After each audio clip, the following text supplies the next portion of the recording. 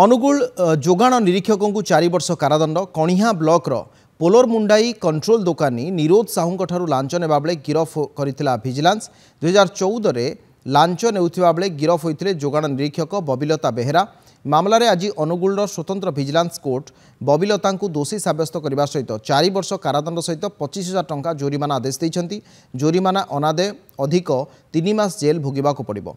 64,000 litre kerosene bill pass पाई बबिलता 43,000 टंका लांच दाबी करुथिबा अभियोग करथिले निरोध। 30 एप्रिल 43,000 टंका देइथिले। लांच टंका निज वैनिटी बैग रे रखिथिबा बेले भिजिलेंस चढ़ाऊ करी बबिलता गिरफ करथिला। निरोध कुमार साहू कणिया ब्लॉकर सब होलसेलर सी यही केस रे 43,000 टका लांच देवाक अनिच्छा प्रकाश करथिले। सेथिपाई सी भिजिलेंस यूनिट अनुगुल रे अभियोग करथिले। तांका अभियोग को बेस करी भिजिलेंस यूनिट अनुगुल 30/4/2014 मसीह रे सप्लाई इंस्पेक्टर बबिलता ऑफिस रे रेड करथिला। जुक्ति उपस्थापन कराहिथिला।